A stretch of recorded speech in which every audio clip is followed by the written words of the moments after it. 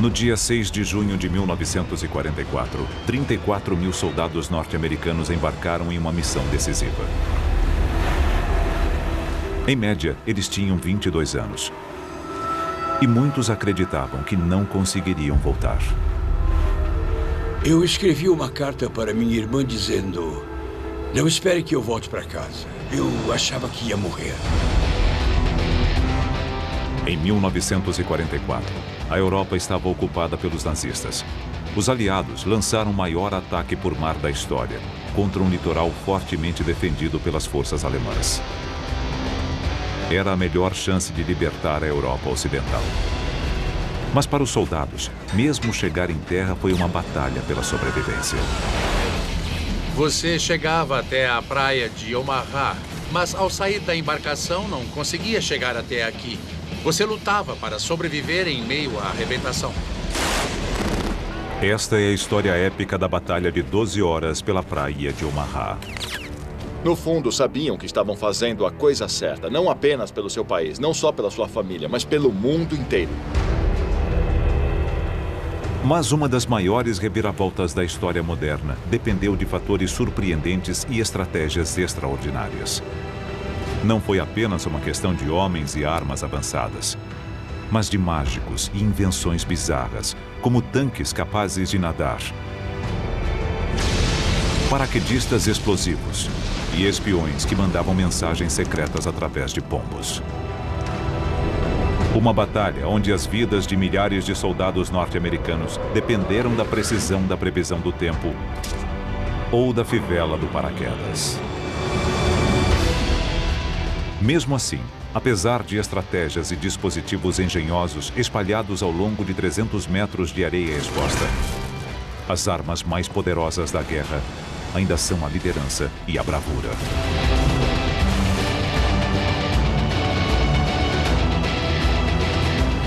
O dia D. Quem sobreviveu e por quê?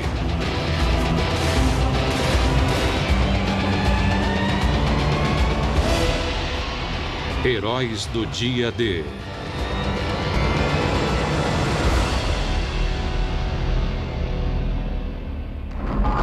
Cinco anos após o início da Segunda Guerra Mundial, o futuro da Europa estava ameaçado. Os nazistas de Hitler haviam ocupado o continente. Junto com os aliados, os Estados Unidos encabeçavam a luta. Eram 6 horas da manhã no litoral francês. 8 companhias de soldados americanos, a primeira onda, esperavam para entrar na batalha. Prepare-se para desembarcar! Vamos para a praia! Enquanto eles se aproximavam da praia, que recebeu o codinome de Omaha, centenas de homens rezavam, sabendo que os aguardava era um muro de armas, uma zona de matança e possivelmente a própria morte. Entre eles estava Ra Baumgarten, de 19 anos de idade. O barco estava muito silencioso. Eles sabiam o que iriam enfrentar. Como quase todos na embarcação, o dia D foi a primeira vez que Ra entrou em ação. Embora ele não soubesse, nas 12 horas seguintes, a vida de Ra dependeria do que ele havia comido no café da manhã, da física da água e de um pedaço de madeira de 5 centímetros.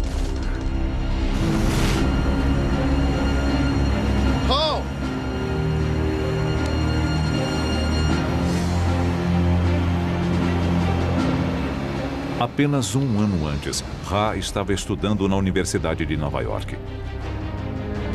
Ele era um promissor jogador de beisebol. E então foi convocado. Eu escrevi uma carta para minha irmã dizendo: não espere que eu volte para casa. Eu achava que ia morrer.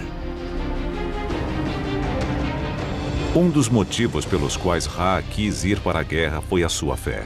Eu sou judeu e via as notícias dizendo que os alemães estavam invadindo as cidades, forçando as pessoas a usarem a estrela de Davi.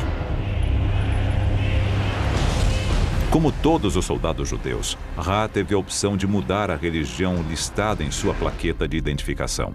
Desse modo, se ele fosse capturado, poderia evitar a perseguição nazista. Mas Ra tinha outras ideias.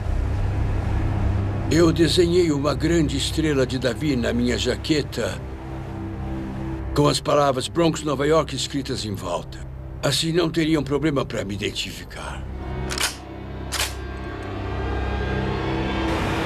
Ra e seus companheiros foram enviados para a praia de Omaha.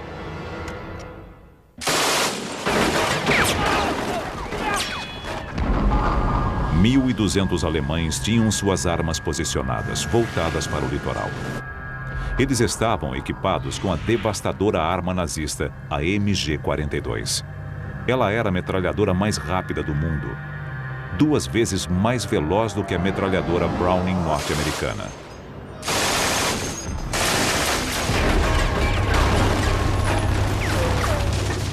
A MG-42 é tão rápida que não se pode ouvir seus tiros individuais.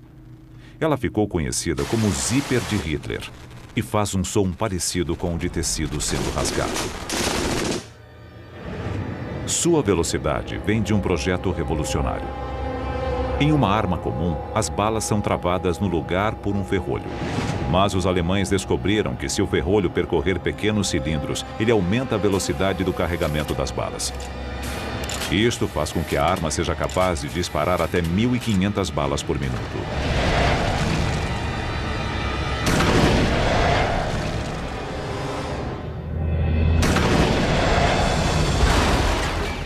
São 25 balas por segundo, em uma velocidade de mais de 3.200 km por hora, diretamente até o barco de Ra. Mas ali não havia apenas uma MG-42, e sim 5 delas. Isto significava que a embarcação de Ra poderia ser atingida por 125 balas a cada segundo. Quando um atirador de verdade emprega taticamente aquela metralhadora, é um pesadelo. Uma das primeiras coisas que você tem que fazer em combate é procurar as metralhadoras do inimigo e pegá-las. Tomá-las imediatamente. De alguma maneira, Ra e seus homens precisavam tomar essas armas. Eles se aproximaram da praia sob um fogo intenso. Entrou tanta água no barco por causa da forte ondulação que eles começaram a afundar. E o movimento violento do barco poderia causar outro problema: o enjoo causado pelo mar.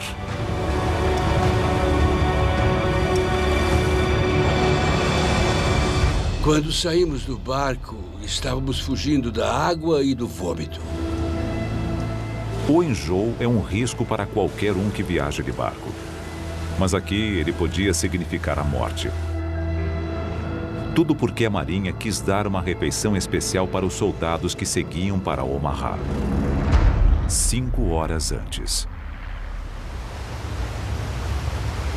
Ao sair da Inglaterra, a tripulação da Marinha decidiu dar aos soldados uma refeição reforçada antes da batalha. Isso é ensopado. Um banquete com carne, porco, frango, linguiças, feijão, ovos, sorvete, doces e rosquinhas. No exército é Isso aqui é de verdade? Tudo isso regado a café. Não brinque com a comida, coma. Ah, tudo bem. A Marinha acreditava que o estômago cheio daria mais ânimo aos soldados. Vai começar isso de novo?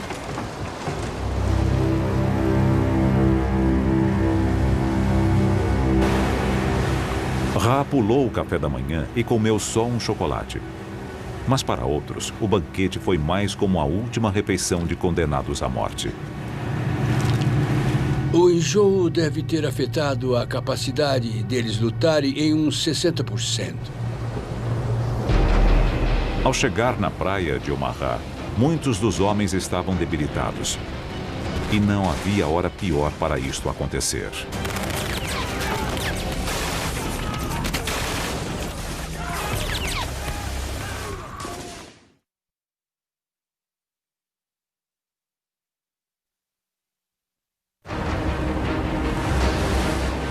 Dia D, 6h38 da manhã. Milhares de soldados norte-americanos estavam desembarcando na praia de Omaha. Eles estavam cansados, com frio e muitos deles terrivelmente enjoados. Um dos soldados que não ficou doente era Rabal Garten, que na época tinha 19 anos de idade. Esperem! Esperem! A embarcação onde ele estava havia chegado o mais longe possível na arrebentação. A rampa abaixada era um sinal para que cada arma daquela praia fosse descarregada na saída do nosso barco.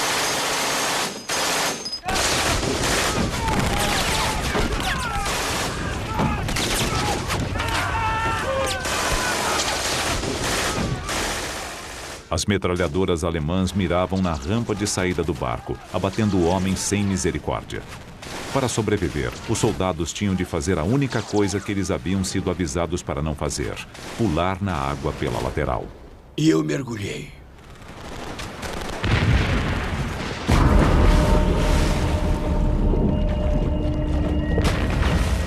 Enjoados e carregando quase 50 quilos de equipamento, os homens saltaram na água numa profundidade de até 3 metros. Aqui! Bob Sayles queria ser soldado desde criança. Mas antes de sequer disparar um tiro, Bob estava se afogando, afundando no mar com o peso da jaqueta, da munição e do rádio. Quando pulei na água, fui direto para o fundo. Senti que estava me afogando. Foi quando eu entrei em pânico, porque a água era bem funda. Quando toquei no fundo, me livrei do rádio, mas ainda estava com a jaqueta. Eu precisava tirá-la ou não conseguiria sobreviver. Exausto, enjoado e embaixo d'água, Bob tirou a jaqueta no último segundo. Eu dei um belo impulso no fundo e em poucos segundos voltei para a superfície. Os soldados que escaparam da morte no mar aprenderam uma lição amarga naquele dia. Quanto mais enjoado você está, menos ágil você fica e maiores as chances de se afogar. Alguns foram direto para o fundo, se afogando.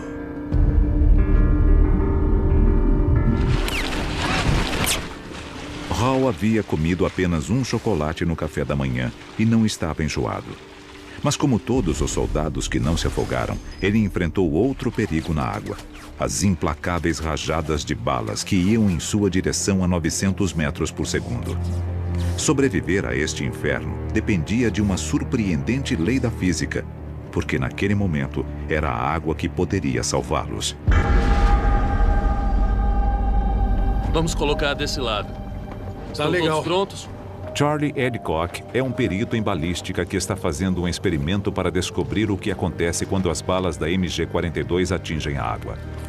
Para isto, ele está usando a tecnologia do século XXI. O que temos aqui é uma câmera de alta velocidade. Ela vai deixar o tempo 120 vezes mais lento. O Ben vai disparar sua MG-42, que foi a arma utilizada para atirar contra os soldados em Omaha. E vamos ver o que acontece. A bala viaja a uma velocidade de cerca de 900 metros por segundo. O que acontece se ela não parar no tanque? Ela vai sair do tanque e vamos ter que tapar o buraco e tentar novamente. Engatilhar. Era o que eu ia dizer. Vamos engatilhar a arma. Espera. Pronto? Estamos prontos. 3, 2, 1...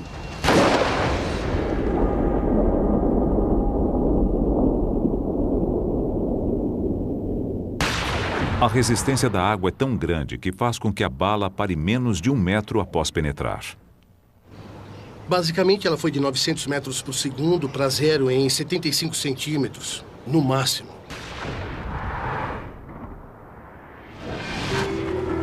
Na praia de Omaha, a diferença entre a vida e a morte era de apenas poucos centímetros. Se as balas atingissem a água a 30 centímetros do soldado, ele estaria morto. A 1 metro ou mais, ele sobreviveria.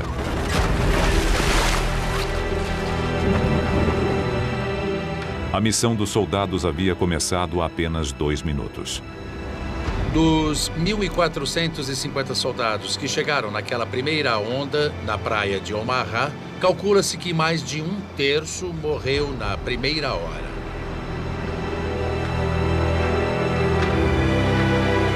Em apenas 120 segundos, esses homens enfrentaram a metralhadora mais devastadora do mundo. Muitos escaparam da morte saltando no mar apenas para se afogar com o peso do próprio equipamento. Os sobreviventes foram aqueles que estavam a mais de 1 metro do local onde qualquer uma das balas tenha atingido a água. Vai! Vamos lá! Rabalgarten estava entre os sortudos. 2 minutos após chegar na praia de Omaha, ele ainda estava vivo. Vamos lá! Foi uma visão horrível e foi muito surreal, porque a água se revolvia ao meu redor. Balas eram disparadas, minas explodiam, pessoas eram arremessadas pelos ares. Mas ainda não era a minha vez. Os primeiros 2 minutos de Ra na praia de Omaha foram difíceis. Eu tinha que chegar até a praia e fazer o meu trabalho. Mas isso era apenas o começo. –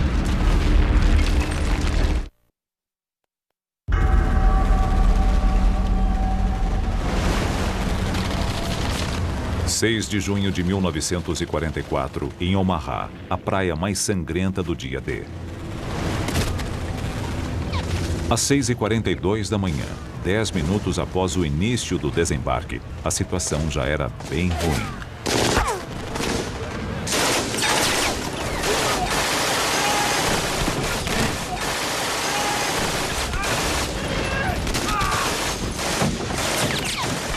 Centenas de homens da primeira onda da invasão haviam sido mortos ou feridos.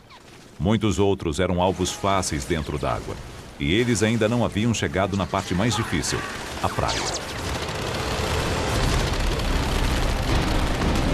Os homens precisavam atravessar a praia, totalmente expostos sob o fogo contínuo das metralhadoras. Era uma zona mortal de 300 metros de largura, o equivalente a 3 campos de futebol. Em diferentes estágios, eles ainda enfrentariam diferentes perigos. Nos primeiros 180 metros, eles teriam que passar por obstáculos como cavalos de frisa e estacas. 60 metros depois, havia um quebra-mar e fileiras de arame farpado. E em seguida, campos minados com 17 mil minas. Finalmente, após 300 metros, eles chegariam às dunas no final da praia. Só então, eles poderiam começar a atacar os alemães. É muito surreal. Você cruzando aquela praia, você vê nos filmes, mas não é com você. Aquilo estava acontecendo comigo.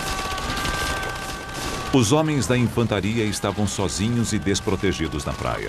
Mas havia um plano para ajudá-los, usando tanques. Se os aliados conseguissem colocar tanques na praia antes dos soldados, eles dariam cobertura e poderiam atacar as defesas alemãs.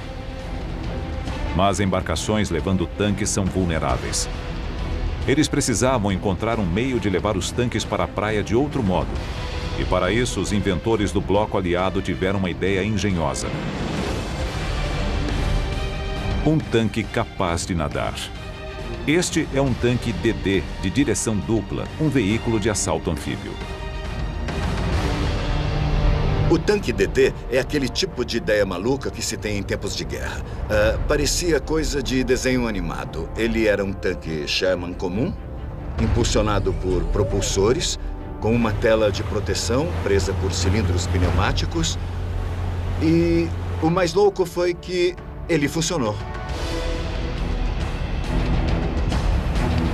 Nos meses que antecederam o dia D, os tanques anfíbios foram testados e passaram com louvor. Eles seriam levados até a praia durante o ataque, surgindo das águas para a surpresa dos alemães. No início do dia D, os tanques estavam a 5.500 metros da praia em uma embarcação gigantesca. Um dos comandantes dos tanques era o sargento Don Lucy, com 24 anos de idade na época. Ele vinha de uma grande família irlandesa na Califórnia, o mais novo de 6 irmãos. Don era um homem grande e gentil, de 1,90 m, que amava seu pastor alemão, Duke. Todo mundo conhecia Don como Babe. A tarefa de Don era colocar um tanque DD na praia de Omaha junto com outros 31 tanques. Na praia haveria um tanque a cada 45 metros dando cobertura para a infantaria, mas havia um problema.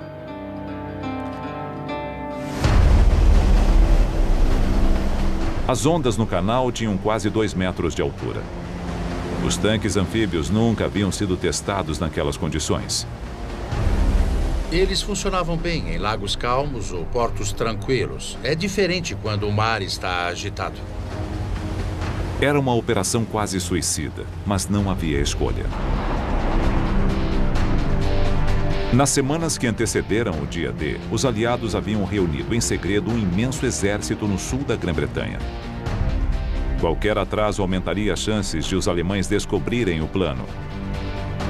Mas o tempo estava ruim há dias, com chuva e ventos fortes. Os aliados não podiam prosseguir naquelas condições. Eles precisavam que o tempo melhorasse rapidamente. Foi uma má notícia para os estrategistas aliados porque a invasão não podia esperar. Os alemães acabariam descobrindo os planos. Era um grande problema. Então, no norte do Atlântico, chegam informações secretas trazidas por navios especiais da Marinha. Eles não estavam lá para lutar, mas para medir o vento e a pressão barométrica. Eles forneceram pistas sobre o que aconteceria com o tempo a 3.200 quilômetros dali no Canal da Mancha. E enviaram uma informação sutil, mas essencial. As leituras sugeriam que haveria uma pausa, quando o tempo deveria melhorar um pouco, no dia 6 de junho. O sucesso da invasão e as vidas de milhares de soldados norte-americanos dependiam da precisão de uma única previsão do tempo. Como o tempo estava se esgotando, as lideranças aliadas decidiram arriscar. No dia 6 de junho, o tempo melhorou. Mas o mar ainda estava agitado. Em meio às ondas, a 5 quilômetros da praia, a embarcação de Dalhousie lançou seus tanques DD. Pode travar, vamos! Continuem! Continuem! Continuem, continuem! Continuem, continuem!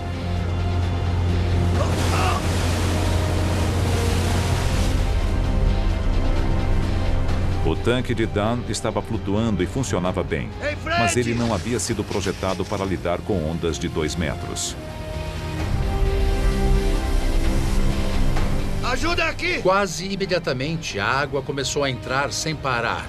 E a tripulação começou a saltar na água, não apenas para salvar o tanque, mas suas próprias vidas. Quando há uma brecha, é impossível impedir que a água entre.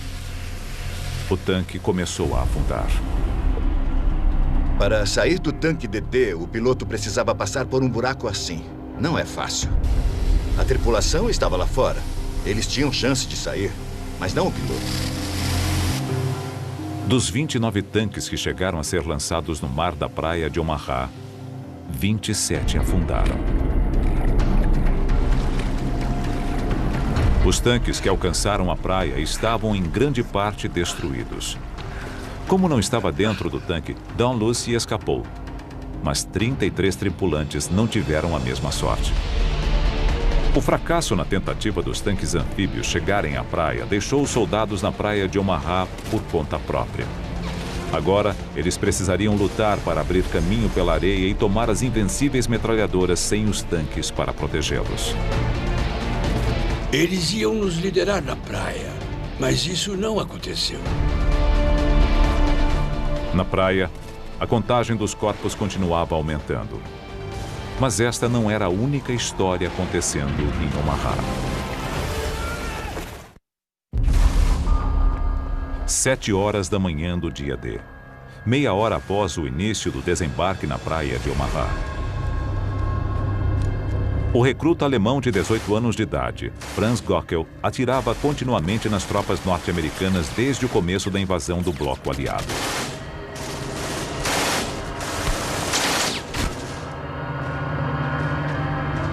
Gockel atirava de um grande bunker de concreto em uma posição alta na praia. Ele fazia parte de uma rede de 14 posições fortificadas, construídas no topo das dunas. Um produto de antivisão militar alemã. Mas o modo como Gockel e os bunkers chegaram ali resultou de uma batalha de mentes entre um mágico inglês pouco conhecido e um dos maiores estrategistas militares do mundo.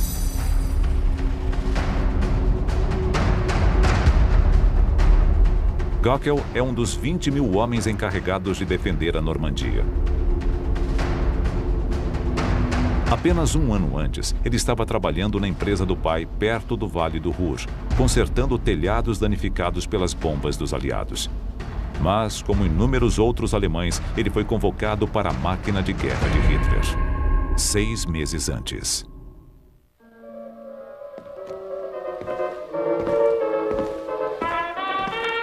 Para Franz Gockel, o bunker era também sua casa. Dentro do posto de guarda de concreto, ele e seus companheiros dormiam, comiam, ouviam música e descansavam. No dia D, eles já estavam ali há meses.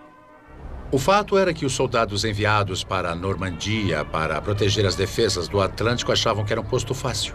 Eles tinham comida boa, tinham instalações confortáveis e um ambiente agradável. A guerra não estava sendo muito difícil para eles. Na verdade, nenhum deles acreditava que teria de defender o litoral de uma invasão.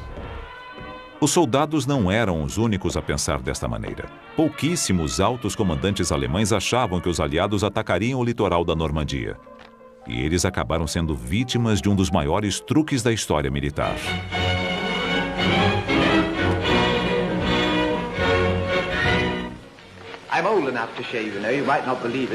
E este foi o homem que forneceu a inspiração. Jesper Meskelin era mágico profissional e ilusionista. Jesper Meskelin vinha de uma família de mágicos de uma longa dinastia que havia sido famosa durante a Era Vitoriana. Quando a guerra começou, Meskelin quis usar suas habilidades mágicas para ajudar a combater os nazistas. Segundo fontes, ele disse que se era capaz de enganar as pessoas em um teatro, onde era o centro das atenções, sob as luzes da ribalta com o público a poucos metros de distância, ele tinha certeza de que conseguiria enganar um soldado alemão a mais de 1 quilômetro de distância.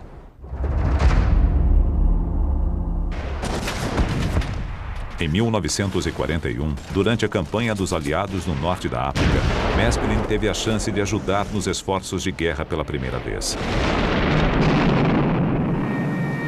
Ele se uniu a um grupo secreto chamado Força A para desenvolver táticas militares. O codinome do grupo era a Gangue Mágica. Não dá para imaginar um conjunto mais estranho. Havia de tudo ali, desde um restaurador de obras de arte, um pintor, um especialista em cenários, que você já até espera, mas também existia um químico, um engenheiro elétrico, pessoas de diversos talentos e em diversas áreas. No norte da África, os aliados precisavam de toda a ajuda possível. Eles estavam perdendo a campanha. Antes da batalha crucial de El Alamein, eles usaram uma ilusão para enganar os alemães, cortesia da Gangue Mágica. A Gangue Mágica usava camuflagem e ilusionismo para fazer com que jipes se parecessem com tanques e tanques com caminhões. Eles criaram um exército falso e levaram os alemães a acreditar que os aliados atacariam pelo sul em vez de o norte. E o truque funcionou. Os aliados venceram em El Alamein, virando o resultado da campanha norte-africana a seu favor. No Egito, a cidade de Alexandria estava sendo pesadamente bombardeada em ataques noturnos. A Gangue Mágica planejou um apagão na cidade inteira. Depois, construiu uma Alexandria de mentira com falsas luzes noturnas a 5 quilômetros do litoral e induziu os inimigos a bombardear uma baía vazia. A ilusão sempre foi usada na guerra, desde sempre, desde a primeira briga travada, quando alguém fingiu que ia dar um soco e não deu e enganou o adversário. Mas Meskelin e sua gangue usaram a tecnologia para isso. Ele era um homem do seu tempo que também deu um toque teatral à estratégia.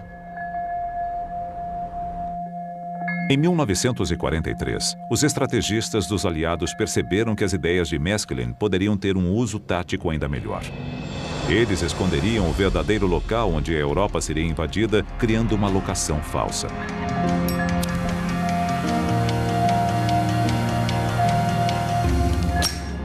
Os aliados queriam invadir as praias da Normandia. Mas para reduzir as defesas alemãs, eles planejaram uma estratégia elaborada, dando a entender que cruzariam o Canal da Mancha em seu ponto mais estreito, o Pas de Calais. Eles queriam usar as táticas de Maskelyne para reunir um exército falso no sul da Inglaterra, do outro lado de Calais. Eles construíram instalações falsas, embarcações falsas e chegaram a fazer tanques infláveis.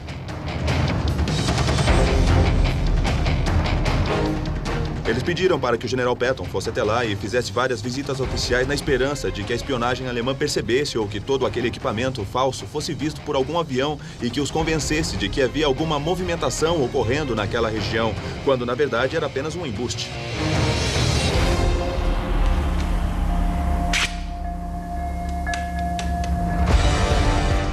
Os alemães caíram no truque dos aliados.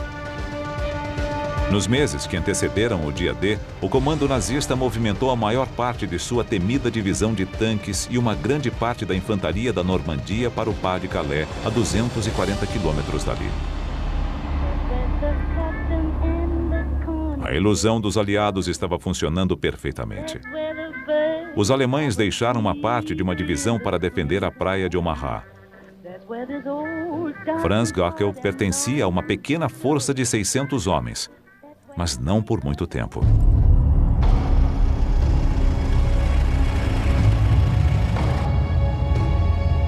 Mas havia Erwin Rommel, comandante de todas as defesas alemãs no litoral norte da França.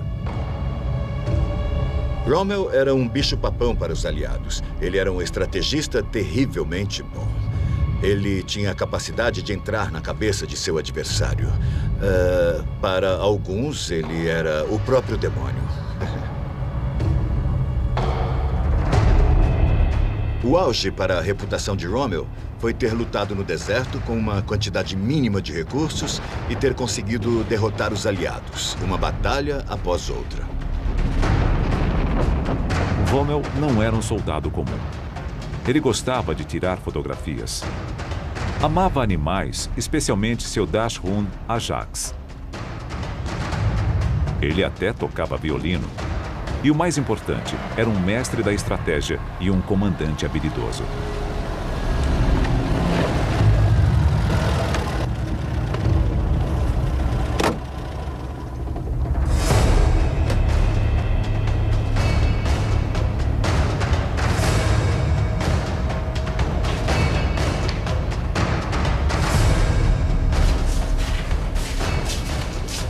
Rommel era conhecido por colocar suas tropas em forma e tirar o máximo de seus soldados.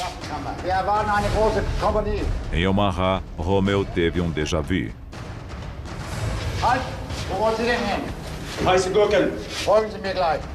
Rommel chegou a Omaha e teve uma espécie de revelação.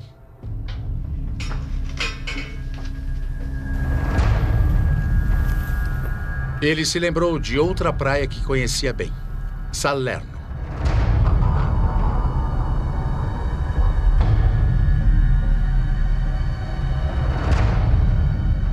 Salerno era a praia que os aliados haviam usado para conseguir invadir a Itália em 1943. Milhares de soldados desembarcaram ali em um ataque anfíbio que venceu os alemães. Como a praia de Salerno, Omaha tinha a mesma curva gradual na linha do mar. Além de uma leve inclinação muito parecida, ambas as características eram ideais para o desembarque de tropas vindas do Canal da Mancha. Rommel achava que aquelas eram exatamente as características que os aliados procurariam novamente quando invadissem a França. Com base nisto, Rommel decidiu reforçar pesadamente as tropas na praia.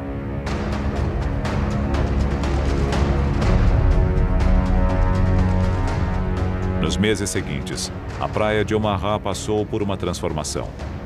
Os bunkers se tornaram fortes.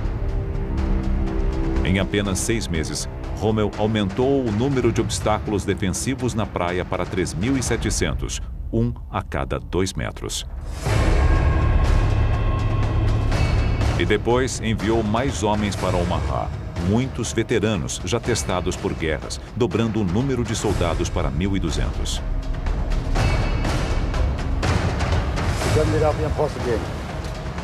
Rommel transformou um tranquilo posto litorâneo em uma fortaleza formidável, com posições de combate capazes de visualizar grandes trechos da praia.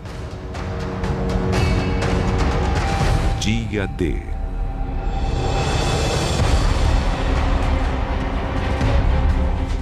No dia 6 de junho de 1944, as suspeitas de Rommel foram confirmadas.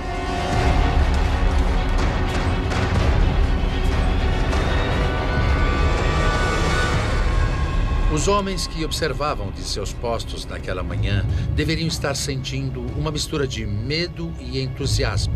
No horizonte surgia uma grande frota em sua direção. 7h05 da manhã, mais de meia hora após o início da maior invasão anfíbia da história. Da fortificação recém-renovada, Franz Gockel disparava tão rapidamente quanto sua arma permitia. Ele não saberia quantos homens havia matado até os cadáveres começarem a aparecer na praia. Aqui, no dia D, a vida e a morte foram decididas em uma batalha de mentes. Inicialmente, os aliados haviam sido bem-sucedidos em esconder o ponto de invasão dos alemães. Mas o gênio tático de Rommel acabou com qualquer vantagem que eles haviam conseguido com a ilusão. E as consequências foram devastadoras. Vamos armar aqui! Vamos! Naquele momento, Rabaulgarten estava no início da zona de matança na praia de Omaha. Em meio ao caos, Ha viu Robert Gabert, seu melhor amigo no exército.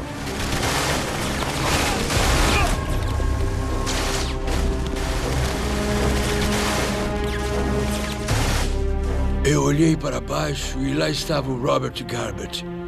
Aquilo mexeu comigo porque não consegui conter as lágrimas que escorreram como sangue pelo meu rosto. Vem aqui!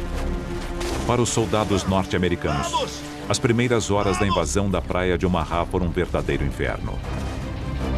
Mas não era para ter acontecido dessa maneira. Os aliados tinham um plano para destruir todas as forças defensivas alemãs, mas uma coisa os impediu.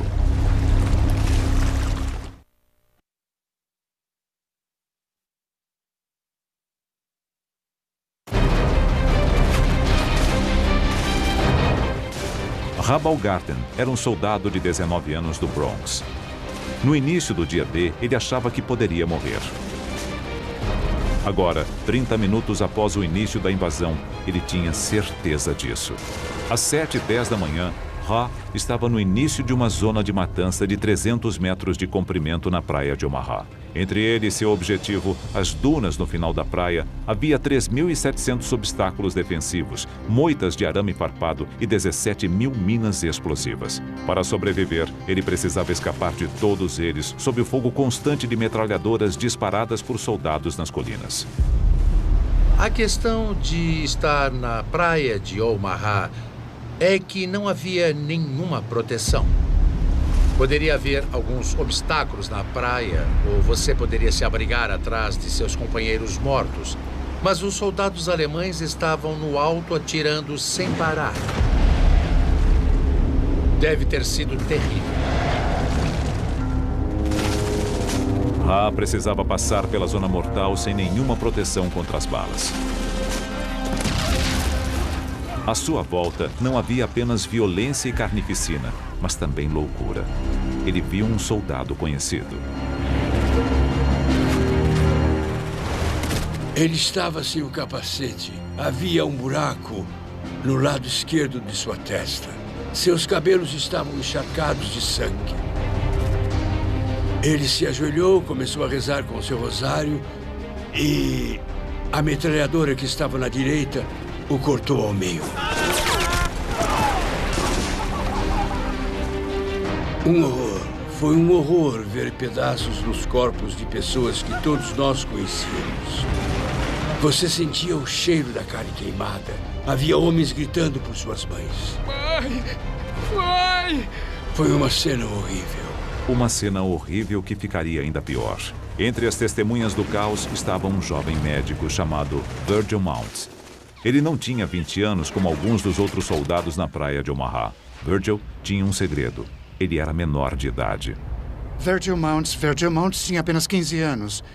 Ele mentiu para ser convocado, pegou a licença do irmão. Ele não deveria estar ali. Embora devesse estar em casa, indo para a escola, Virgil, de 15 anos de idade, era responsável por salvar vidas no campo de batalha. As balas eram disparadas. Sob a artilharia pesada, o trabalho de Virgil era tratar homens feridos para que eles pudessem continuar lutando. Eu chamei os médicos para ajudá-lo. E o Virgil levantou e foi até lá. Vai!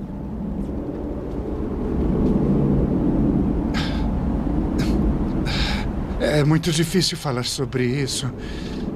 Ele foi até lá para tentar ajudar aquele homem ferido e as balas não paravam de vir.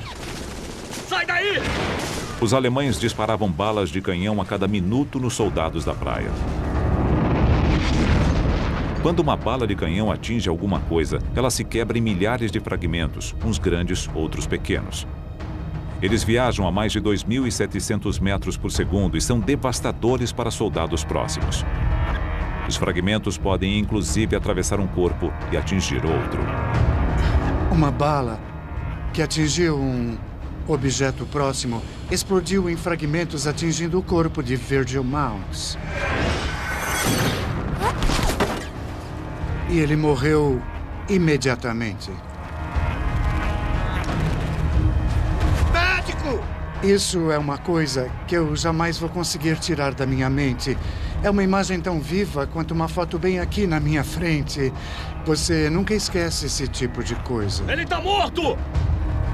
Por mais trágica que tenha sido a morte de Virgil Mounts, a verdadeira tragédia é que ela poderia ter sido evitada. Isso porque os aliados sabiam o tipo de artilharia pesada que os alemães tinham para defender a praia de Omaha e haviam planejado tomá-la mais cedo naquela manhã. Atrás das colinas, os alemães haviam reunido um grande arsenal. Havia 30 armas antitanques, 17 morteiros e mais de 20 canhões de campanha. Este é o tipo de forte que os alemães usavam para armazenar suas armas. Os estrategistas aliados sabiam o tipo de armas que eles tinham e conheciam sua força e haviam feito um plano para neutralizá-las. 4 horas antes. Mais cedo, na madrugada do dia D, aviões aliados haviam decolado para bombardear as defesas alemães na praia de Omaha. 446 aviões, armados com 13.000 bombas, equivalentes a 1.000 toneladas de explosivos. A operação prometia ser o maior exemplo de bombardeio de precisão da história. A Força Aérea declarou que eles eram tão precisos a ponto de atingirem uma lata de picles a 3.000 metros de altitude, e aquela era a chance de provar. Mas as nuvens estavam densas e baixas, e os bombardeiros dependiam do radar, uma invenção relativamente nova para chegar até o litoral. A Marinha não confiava nos radares e temia que as bombas atingissem os navios dos próprios aliados que aguardavam no oceano. Quando os bombardeiros dos aliados se aproximaram da praia, as nuvens impediram que eles vissem seu alvo. E por causa do perigo de errar e atingir a frota que estava no oceano, eles receberam ordens para atrasar a operação. Esperem até terem certeza de que estão sobre a praia. Esperem 5 até 30 segundos e soltem as bombas. Um atraso de poucos segundos pode mudar tudo. Para um bombardeiro a 3.000 metros de altitude, voando a 240 km por hora, um atraso de 5 segundos significa um erro de 400 metros em relação ao alvo. Um atraso de 30 segundos, um erro de quase 2,5 km. 13.000 bombas foram lançadas naquele dia, mas, inacreditavelmente, nenhuma delas atingiu a praia de Omaha, nem as armas que a protegiam. Esta foi a maior falha dos planos dos aliados no dia D. Ah, meu Deus, nada está funcionando. Aqueles seriam dos piores dias. Habalgarten estava no início da praia plana e exposta.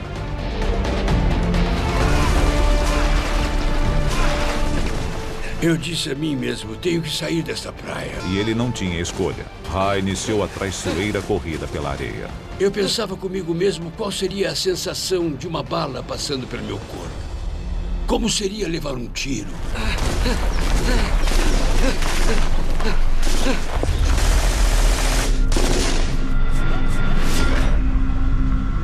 Eu ouvi um barulho alto bem na minha frente. Eu caí na areia perto de uma armadilha. Esperava que tivesse sido no meu braço ou na minha perna, mas não no meu tronco. Virei meu fuzil e havia um buraco na parte do pente e lá dentro havia 7 balas. Essas balas salvaram a minha vida.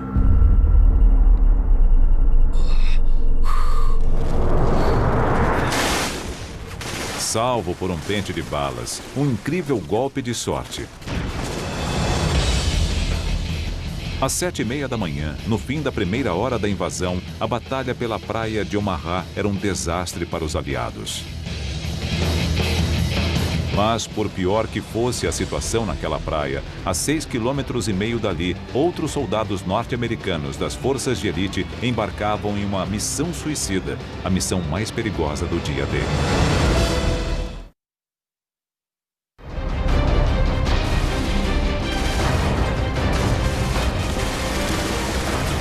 Uma hora após o desembarque na maior invasão anfíbia da história, os soldados norte-americanos se viram às portas da morte. Os cadáveres espalhados pela praia de Omaha mostravam que os alemães eram um inimigo bem mais difícil do que eles esperavam. Por todo o litoral havia um grande número de armas escondidas no alto e em um afloramento rochoso. Entre elas, 5 imensos canhões de artilharia de 155 milímetros, capazes de destruir tudo em um raio de 24 quilômetros. Eles poderiam atingir Omaha e a praia próxima de Utah, assim como afundar os navios aliados que chegavam para ajudar na invasão. Esses canhões poderiam ter destruído os navios que se aproximavam do litoral. Cada um deles transportava milhares de soldados.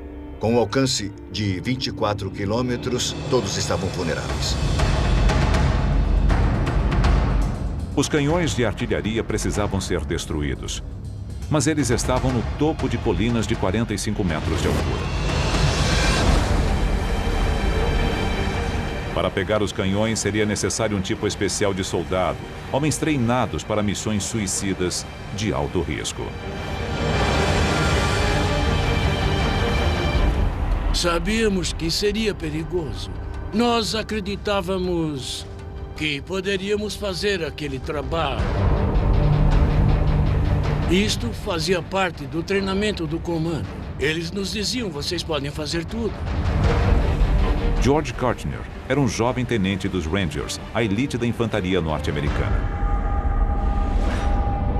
Antes da guerra, George havia desistido de terminar o ensino médio e trabalhava em uma sorveteria. Quando a guerra começou, ele se alistou no exército e sua vida mudou. Ele se mostrou um candidato a oficial excepcional e foi aceito nos Rangers para missões especiais. Durante seu treinamento de 6 meses, George escondeu um segredo de seus companheiros, temendo que lhe custasse o lugar na unidade de elite. Mas momentos antes de chegar na praia de Omaha, ele descobriu que não era o único. É mais importante ver e atirar no inimigo quando ele está atirando em você. Os Rangers precisavam escalar as colinas de 45 metros sob o fogo constante. Dadas as probabilidades, eles sabiam que muitos não sobreviveriam à missão. O ataque a uma colina é perigoso, se não for uma das mais difíceis missões de um soldado. Você tem que escalar 45 metros de uma colina enquanto pessoas atiram em você. E quando você chega ao topo, tem que continuar lutando contra as armas. Em uma escala de complexidade de 1 a 10, sendo 10 a mais alta, eu daria nota 10.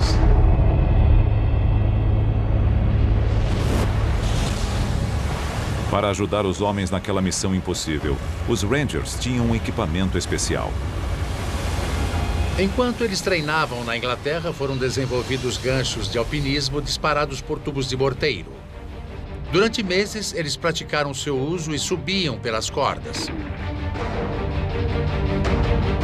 Mas a prática não envolvia metralhadoras e atiradores de elite disparando constantemente contra eles. O primeiro trabalho dos Rangers era cruzar a praia e chegar às colinas. A metralhadora que estava na nossa esquerda, no topo da colina, começou a disparar contra nós quando ainda estávamos na embarcação. Vamos! Vamos! E 2 dos homens ao meu lado foram feridos. Vai, vai, vai!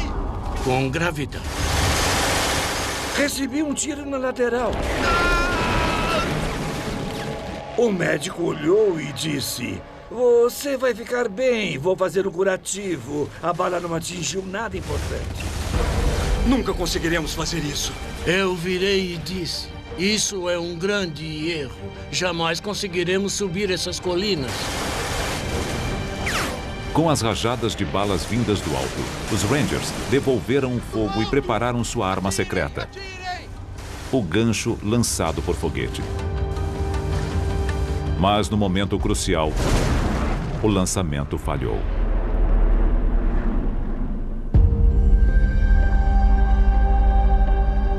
Este é um experimento feito para explicar o que aconteceu usando uma réplica exata do dispositivo.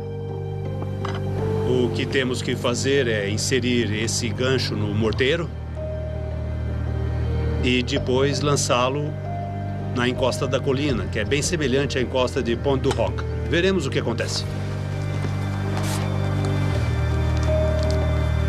3, 2, 1...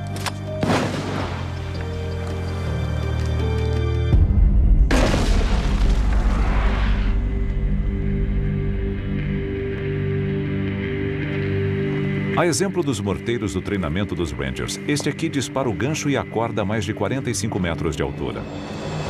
Mas no dia D, em Pont du Roc, havia uma diferença crucial. Naquela manhã, os Rangers esperaram mais de 3 horas no mar antes do desembarque. Durante esse tempo, as cordas foram molhadas pela água do mar.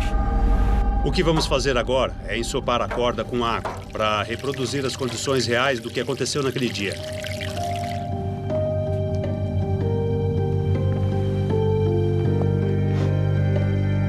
3, 2, 1...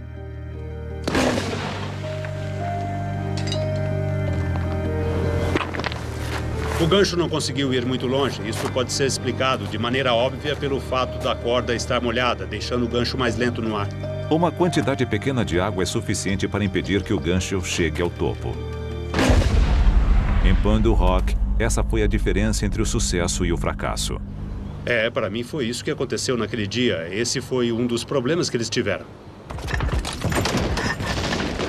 Mas das 60 cordas que os Rangers levavam, 19 estavam secas o suficiente e alguns ganchos conseguiram chegar até o topo. Kirchner subiu em uma dessas cordas imediatamente. Eu subi, mesmo com a corda molhada. Aquilo não me incomodou. Eu levei uns 15, 20 segundos para subir.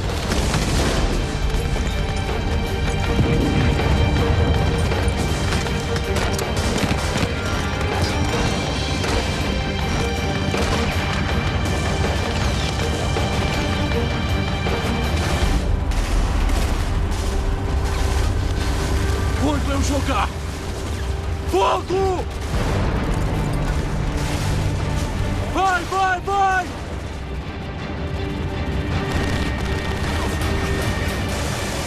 No topo da colina, a batalha continuou. Os sobreviventes abriram caminho entre as balas. E, finalmente, eles encontrariam as armas. Mas, ao chegarem lá, Kirchner e seus colegas ficaram chocados. Os Rangers haviam lutado contra o fogo pesado e sofrido 20 fatalidades para chegar lá e descobrir que os alemães os haviam enganado.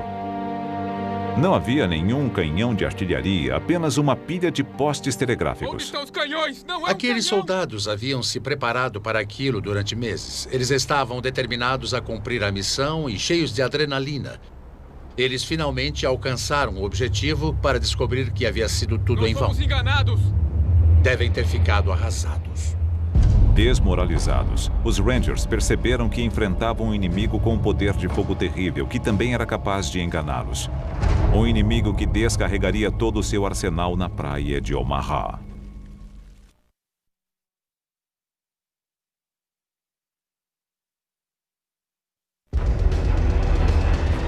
Oito horas da manhã do dia D, na praia de Omaha. Milhares de soldados americanos enfrentavam um intenso fogo inimigo. Um deles era Hal Baumgarten. Nos últimos 90 minutos, ele havia cruzado 210 metros de uma praia exposta de 300 metros.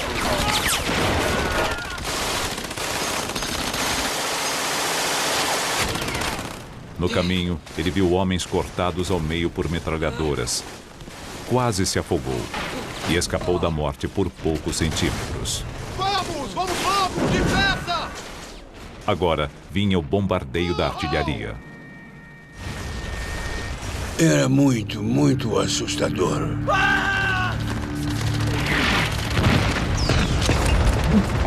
As balas de canhões são mais assustadoras do que as metralhadoras. Vai! Porque elas vêm do desconhecido. Você não sabe o que elas vão atingir se a bala está vindo na sua direção. Por isso é assustador. Eu olhei para cima e o xinguei. E logo que eu fiz isso, uma bala de 88 milímetros explodiu bem na minha frente. Ra foi atingido pela explosão. O fogo da artilharia fere e mata de duas maneiras diferentes. A primeira é pelos estilhaços, fragmentos de metal quente que voam a 11 mil quilômetros por hora. Quando uma bala de artilharia atinge o alvo, arremessa fragmentos quentes de metal para todo lado. É como se 1000 balas fossem disparadas ao mesmo tempo e cortam uma pessoa com a facilidade de uma faca quente cortando manteiga. Aqueles estilhaços são o maior perigo do canhão de artilharia. Meu próprio pai, Eric Ashcroft, foi ferido por um deles quando estava chegando em Seward, outra praia do dia D naquela mesma manhã.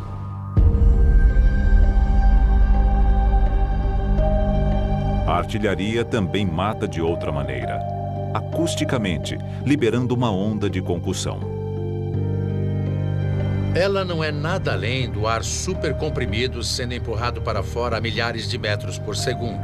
Mas se você é um soldado na praia, é devastador. Eu era um receptor. De vez em quando, alguém me atingia com um bastão de beisebol. A sensação foi bem essa. Ela não precisa nem atingir você. Somente a onda inicial daquela explosão pode afetar o seu corpo de uma maneira que você pode morrer sem sequer ter percebido que estava morrendo. Ninguém conseguiria dizer que foi atingido. Embora ele tenha sobrevivido, o estilhaço e a onda de concussão quase arrancaram fora a bochecha de Ra. Às 8h30 da manhã, 2 horas após o início do dia D, o ataque norte-americano à praia de Omaha parecia um desastre. A derrota parecia certa.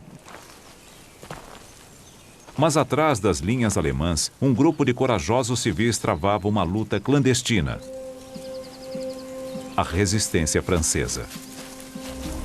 Nos meses que antecederam o dia D, a resistência francesa começou a aumentar suas operações de inteligência sobre a movimentação das tropas alemãs para ajudar os aliados. Os espiões da resistência se concentraram particularmente nas novas defesas que os alemães haviam construído nas praias do dia D, mas era uma operação arriscada. Havia quase 200 mil nazistas procurando qualquer indício de espionagem. A resistência francesa teve que ser criativa no modo como recolhiam essas informações. O artista Roberto A. ajudou pintando paisagens e colocando significados ocultos em suas imagens. Ele estava mapeando secretamente as fortificações litorâneas dos alemães. O agente da resistência, Jean Marion, enviava mensagens para os aliados através de pombos da França para Londres em apenas 4 horas. Enquanto o dia D se aproximava, os membros da resistência intensificaram suas ações, sabotando os meios de comunicação alemães. Eles destruíram linhas telegráficas e explodiram trens.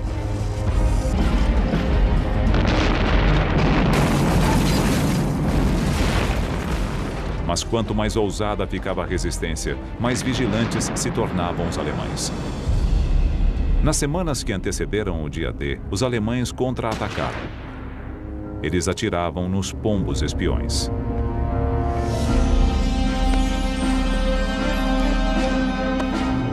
Membros da resistência foram capturados e executados.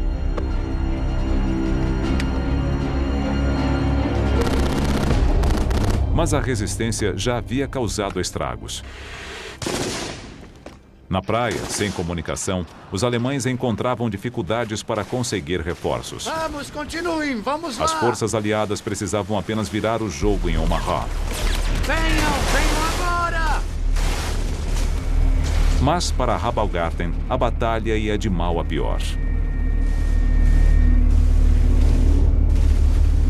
Gravemente ferido pelo fogo da artilharia, seu único refúgio era o quebra-mar à sua frente, a 240 dos 300 metros da praia. Lá, os sobreviventes se reuniram e suas esperanças estavam quase no fim. Sabe, nós éramos orgulhosos. Bem treinados, bem disciplinados. Achávamos que ninguém seria capaz de nos derrotar. E vimos aqueles cadáveres empilhados. Havia sangue para todo lado, pedaços de corpos. Foi horrível.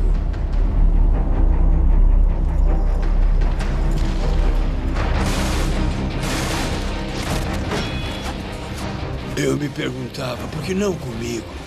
Quando será a minha vez de levar um tiro?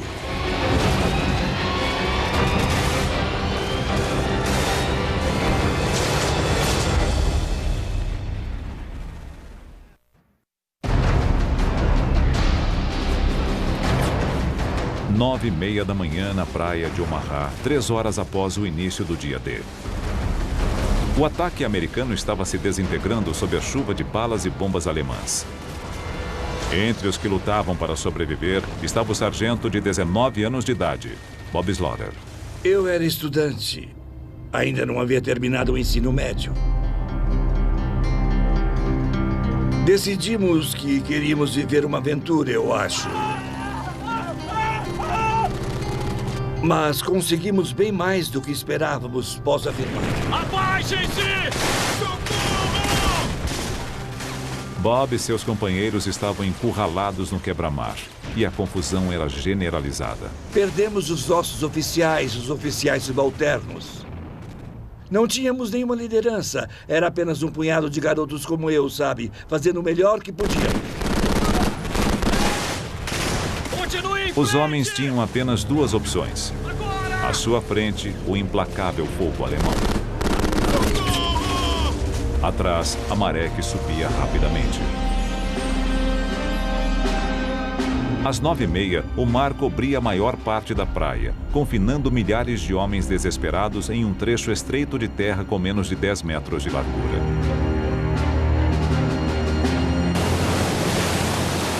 Encurralados, sob o fogo das armas, os homens eram alvos fáceis para os atiradores alemães. Mas chegou a ajuda de outros soldados aliados que estavam em terra. 8 horas antes.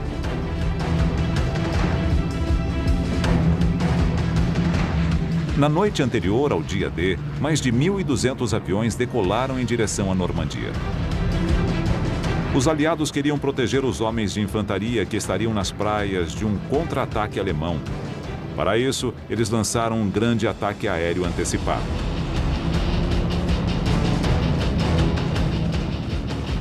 Era a primeira onda de paraquedistas. Mas eles não eram soldados comuns.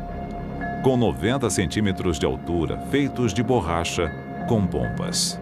Os aliados enviaram bonecos paraquedistas projetados para enganar os alemães. Eles explodiam em chamas ao aterrissar, enquanto homens das forças especiais emitiam o som de trocas de tiros por meio de alto-falantes para simular um grande ataque. Os alemães acreditaram no embuste. Reservas alemãs foram enviadas para interceptar esses bonecos explosivos. Centenas de homens foram mandados para uma direção quando deveriam seguir para o lado oposto.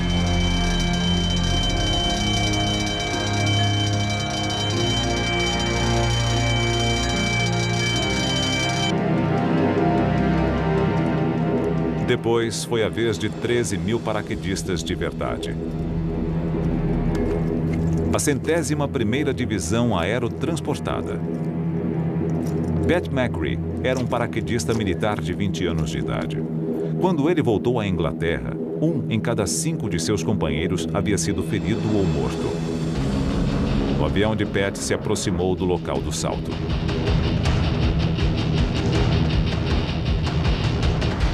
Meu humor mudou completamente, assim como a viagem. Ela ficou acidentada, errática, pendia para a esquerda, depois para a direita. Sentíamos e ouvíamos os tiros.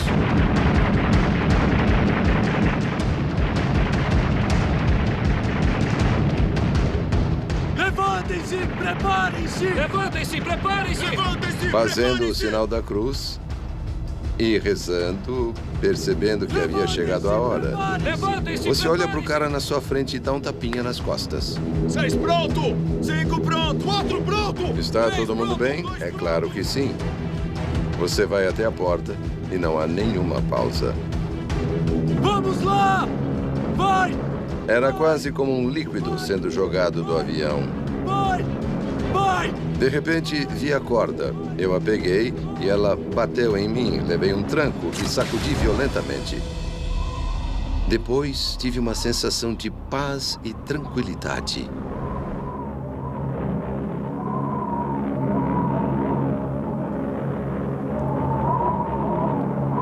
O que Pat não sabia era que o maior risco que os paraquedistas enfrentavam vinha de algo que eles estavam usando e de um esquema armado pelo comandante alemão Erwin Rommel.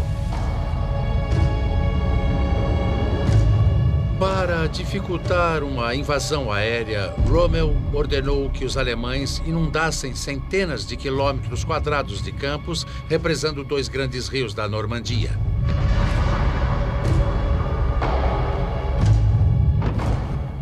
Centenas de paraquedistas saltaram na água, o que já é muito perigoso em um salto comum. Mas os soldados estavam carregando quase 50 quilos de equipamentos. A sobrevivência de cada um deles dependia de sua habilidade em se soltar do arnês. No dia D, os paraquedistas dos aliados saltaram nos 2 lados da praia. Americanos de um lado, britânicos de outro. O equipamento americano contava com 3 fivelas e uma tira. O britânico tinha um mecanismo simples e rápido que permitia que eles se soltassem do arnês.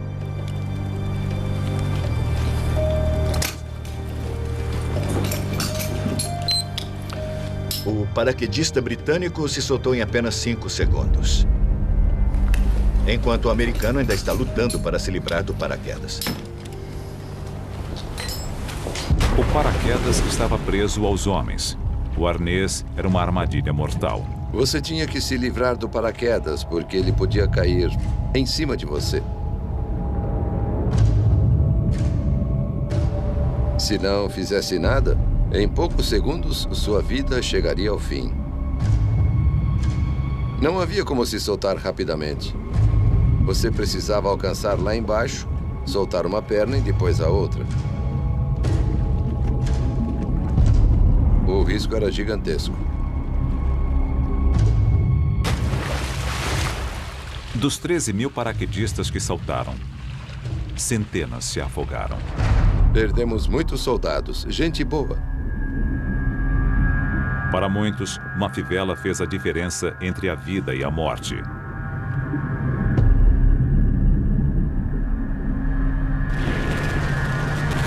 Como em qualquer batalha, pequenas reviravoltas do destino podem ter consequências gigantescas.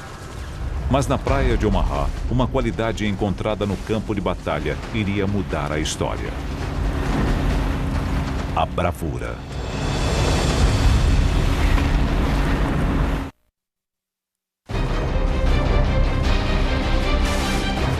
Dez e meia da manhã do dia D. A invasão da Normandia na praia de Omaha estava por um fio. Milhares de soldados americanos haviam sido mortos ou feridos por bombas e balas alemãs. E também pelo enjoo que os enfraqueceu antes da batalha. Pelo afogamento causado pelo peso dos equipamentos, em tanques anfíbios que afundaram nos mares agitados. E pelos arneses dos paraquedas que não se soltaram embaixo d'água. Os soldados lutavam contra enormes dificuldades. Na praia, ferido, o soldado Rabalgaten avaliou a situação. Achei que estávamos perdendo, que era só uma questão de tempo. Começou a passar pela minha cabeça que a invasão pudesse ter falhado. Mas havia um homem observando tudo no oceano. Ele percebeu que sem liderança e fé, a missão na praia de Omaha falharia. Aos 51 anos de idade, ele era o soldado mais velho no local, o general Norman Carter. Ele vinha de uma família humilde. No exército, foi aceito em West Point e se destacou. Mais tarde, casou com uma prima de Eleanor Roosevelt. A poucos metros da praia de Omaha, Cota percebeu que aquele era o momento decisivo de sua carreira e entrou em ação.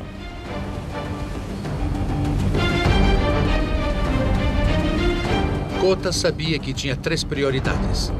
A primeira era tomar a liderança. A segunda era tirar os homens da praia. E a terceira era atacar os alemães. Continuem atirando! Continuem! Ao chegar em terra, Cota assumiu o controle. Fiquem próximos! De repente, alguns dos meus homens disseram: Capitão, olha aquele homem lá embaixo. Olhei para a praia e cerca de 100, 150 metros dali havia um homem com um charuto e ele estava gritando com as pessoas na praia. Era difícil acreditar que havia alguém correndo pela praia, porque ela estava sob uma intensa rajada de balas. Mesmo àquela distância, ele parecia um pouco mais gordo em relação a nós. E nós perguntávamos, quem será ele? O homem era destemido. Você vai ser o próximo! Sim, senhor! Naquele momento, ele pensou, o que devo fazer? Então, ele decidiu que tinha que se encarregar daquela situação, porque só havia morte, caos e destruição. E ele precisava assumir o controle, porque ninguém mais faria isso. Vamos chegar até lá e vamos sair desta praia! Vamos! Cota estava de pé, estava falando. Ele estava encorajando as pessoas, dando a elas um pouco de sua coragem. Em frente! Vamos lá, rapazes! Ele disse, não podemos ficar aqui, temos que ir para o interior. Ele estava indo embora e virou para mim e disse, eu sei que você não vai me deixar na mão. Mas a liderança também exige estratégia. Vamos lá! Vamos lá! Pouco além do quebra-mar havia 2 fileiras de arame farpado. Cota precisava fazer com que seus homens passassem por elas e atravessassem a região aberta antes que pudessem atacar os alemães em suas posições. Passar pela primeira fileira de arame farpado foi relativamente simples.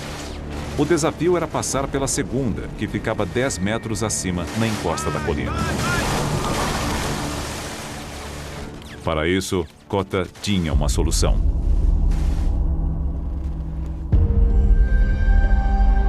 Muito bem. O que temos aqui é um torpedo Bangalore. É como os que os Rangers usaram na praia de 1944. E como você pode ver, ele tem 2 partes. A primeira é um tubo de aço como este. E ele é cheio com cerca de 34 quilos de TNT. Você pode ver que ele tem uma ponta no formato de bala, para ajudar a passar pelo emaranhado de arame farpado.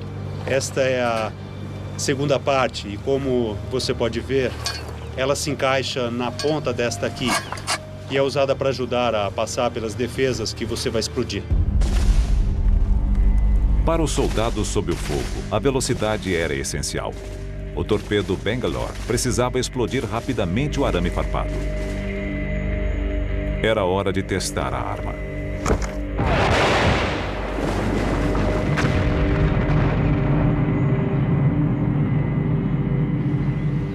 O torpedo Bangalore explodiu um buraco no meio do emaranhado de arame farpado. Ele explodiu os dois lados, formando um canal. Você consegue sentir o cheiro dos explosivos. Pode ver a descoloração, o arame está cortado e pronto.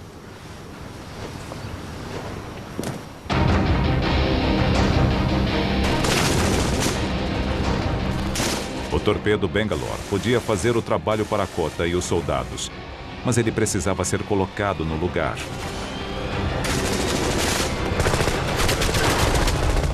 E os primeiros homens que tentaram fazer isto tinham sido mortos.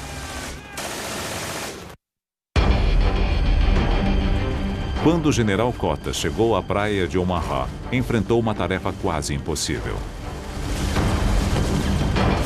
Os soldados americanos estavam encurralados em uma estreita faixa de areia, com os alemães de um lado e o mar do outro. Exaustos e feridos, eles estavam perto de desistir.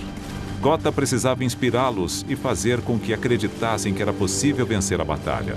Para sair da praia, eles precisavam escalar uma colina e passar pelo arame farpado, uma tarefa que já havia custado vidas.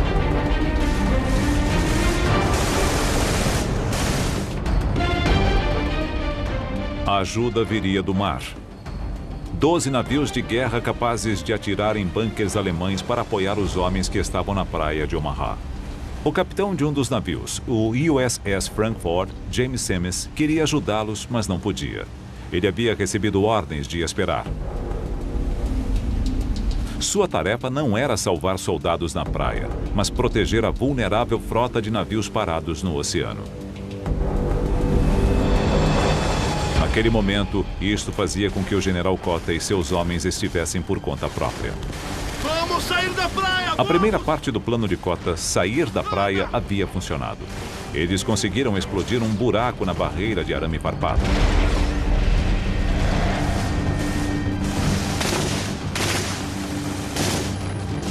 Mas, esperando por eles, perto do topo da colina, havia uma metralhadora MG-42 disparando 25 balas por segundo.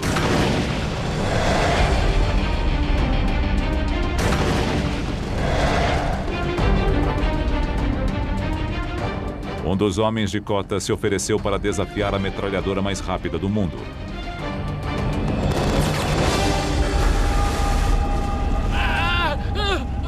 Meu Deus! Imagine que é o Kota. Pela segunda vez, você se encontra em um momento de crise. Um homem foi atingido e grita em agonia. Os outros soldados assistem. Eles começam a hesitar. O que você faz?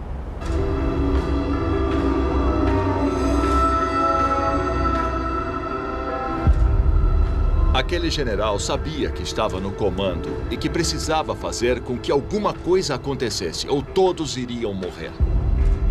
Kota mostrou sua determinação com uma frase que se tornou famosa. Senhores, estamos sendo mortos na praia. Vamos morrer lá no interior.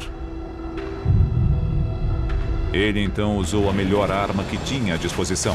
Por aqui! A liderança. E foi o primeiro a subir a colina.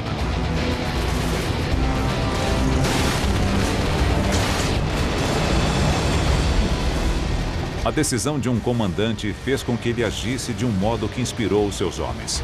Este foi o momento de uma grande reviravolta na batalha pela praia de Omaha.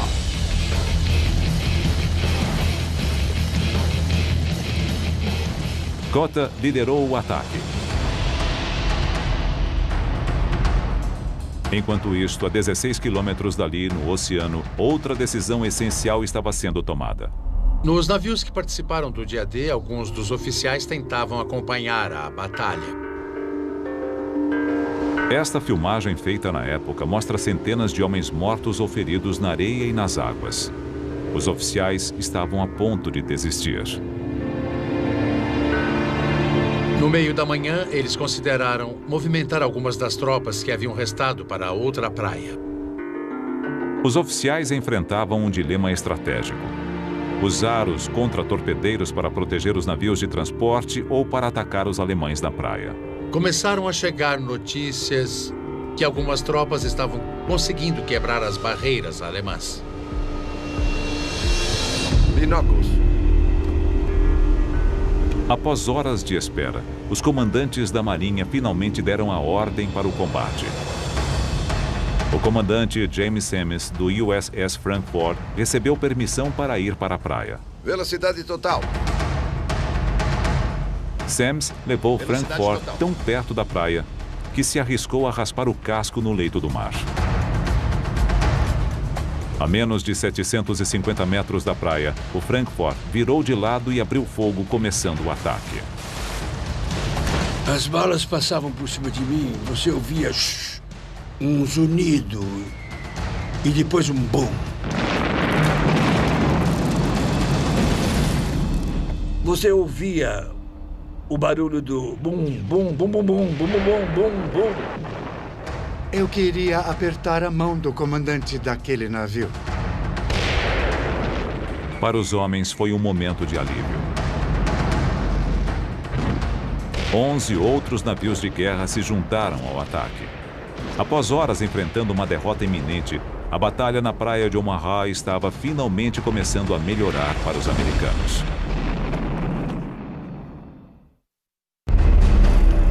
O dia D na praia de Omaha. Um tempo e lugar onde a menor decisão poderia fazer a diferença entre a vida e a morte. Você comeu demais no café da manhã do navio? Se comeu, poderia ter sido debilitado pelo enjoo e se afogado antes mesmo de chegar à praia. É uma terrível ironia ir até a praia de Omaha para lutar pelo seu país, mas ao sair da embarcação não conseguir sequer chegar em terra e ter que lutar contra o mar por sua vida. Na água, a diferença entre levar ou não um tiro foi de poucos centímetros. O que parece extraordinário é que, se a bala atingisse a água a menos de 30 centímetros de você, você morria. Mas se ela atingisse a água a 1 metro, você estaria salvo. Mas o dia D quase não chegou a acontecer.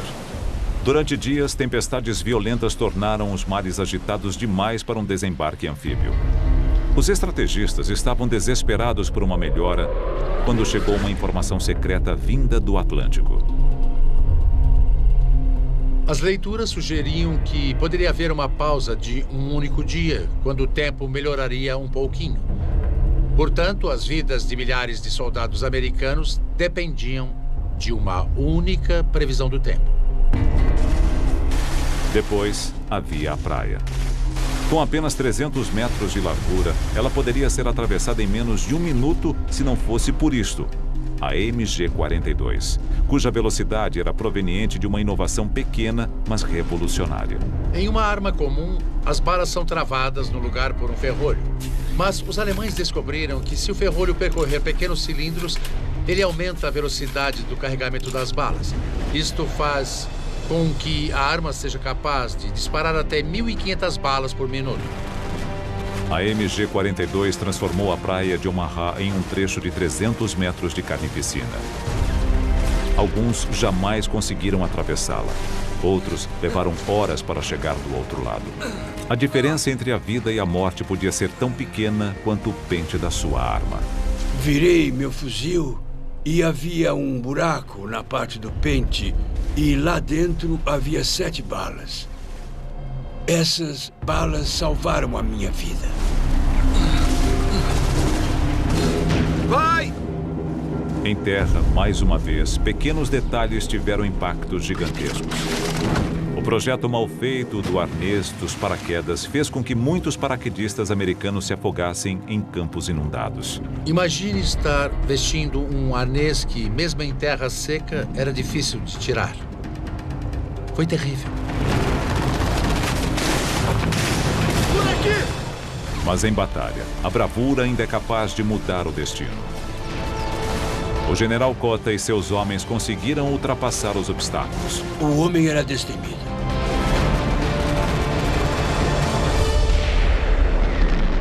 Com o apoio naval, eles conseguiram seguir por terra. Um exército inteiro poderia agora desembarcar na França, iniciando a libertação da Europa Ocidental.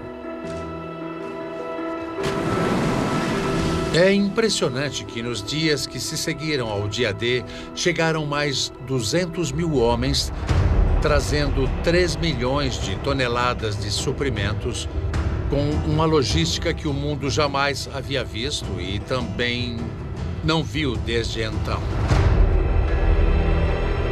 Esta é uma fotografia aérea tirada na praia de Omaha ao meio-dia do dia D. A maré está alta. Podemos ver as ondas batendo contra o quebra-mar. Embarcações, tanques abandonados e os veículos no mar. Mas entre eles também podemos ver centenas de pontos. Cada um deles é um corpo. Um soldado americano morto, caído na praia.